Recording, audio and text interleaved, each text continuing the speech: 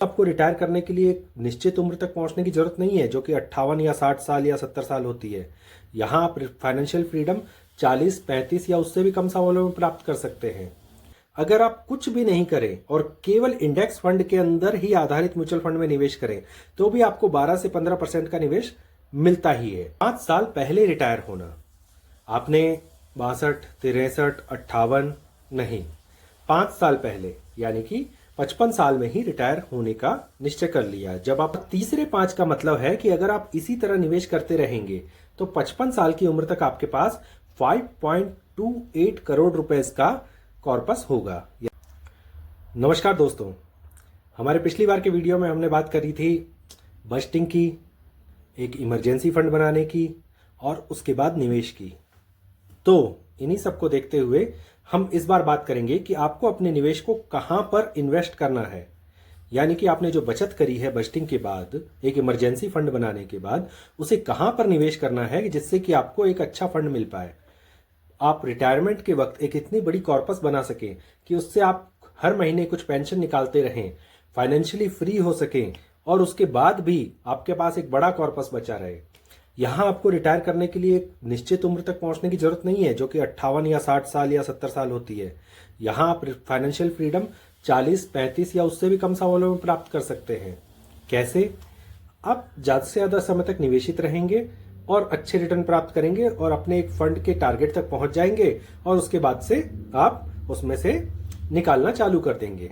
तो आप इस तरह से दोनों तरह का फायदा उठा सकते हैं। तो आज हम आपको बात करेंगे 555 सिप के फॉर्मूले की।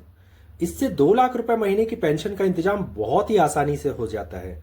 तो चलिए दोस्तों, जानते हैं 555 सिप का फॉर्मूला क्या होता है और इसके बारे में।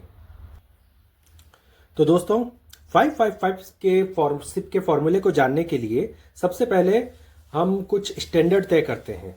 भाई कहीं से तो शुरुआत करनी ही होगी ना। तो इसलिए मान लीजिए कि आप 25 साल के हैं और हर महीने म्यूचुअल फंड में 10,000 रुपए जमा करते हैं। ये 10,000 रुपए आपने बजटिंग करने और इमरजेंसी फंड का जमा करने के बाद अपने बचाए हैं इनकम में से, ठीक है। और साथ ही रिटायरमेंट तक अपने निवेश पर औसतन 12% का आपको रिटर्न मिलेगा। म्यूचुअल फंड के अंदर मरी से मरी कंपनी भी 12% का रिटर्न आराम से दे देती है।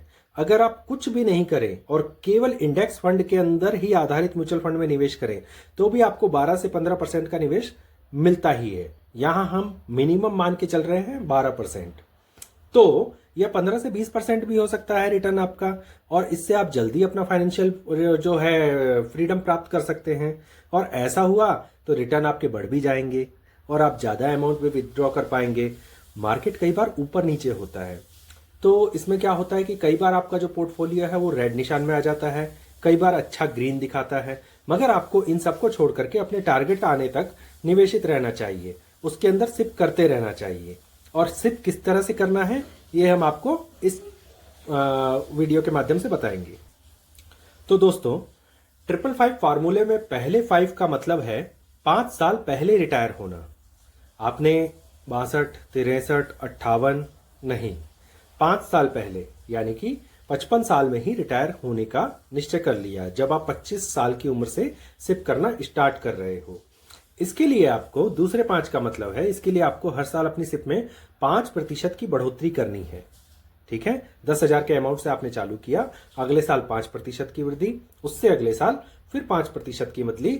और तीसरे 5 का मतलब है कि अगर आप इसी तरह निवेश करते रहेंगे तो 55 साल की उम्र तक आपके पास 5.28 करोड़ रुपए का कॉर्पस होगा, यानी कि 5 करोड़ 28 लाख रुपए आपके पास होंगे। यानी सिप में थोड़ा सा बदलाव और आप समय से पहले रिटायर हो सकते हैं उन्हीं सामान्य रिटर्न के साथ, ठीक है ना। इसमें कोई गलत नहीं है, आपको ये करने से कोई नहीं रोक रहा, फाइनेंशियल फ्रीडम पाने से आपको कोई नहीं रोक सकता। तो कैलकुलेशन को समझने के लिए आगे बात करते हैं। तो दोस्तों, कैलकुलेशन को समझने के लिए मान लीजिए आप हर महीने सिप के अंदर 10,000 रुपए का निवेश करते हैं। आपको हर महीने ये निवेश करना है, इसके अंदर किसी भी प्रकार की कोई कोताही नहीं बरतनी है। हर महीने आप करेंगे तभी आप बाय ऑन डिप कर पाएंगे और बाय ऑन हाई कर पाएंगे और बाय ऑन एवरेज कर पाएंगे। तो आपका जो औसत मूल्य है निवेश का वो आएगा।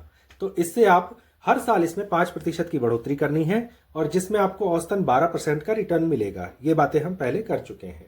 30 वर्षों में 55 वर्ष की आयु तक आपका कुल निवेश हो जाएगा लगभग 79.73 लाख रुपीस का, जो लगभग 80 लाख रुपए का मान सकते हैं।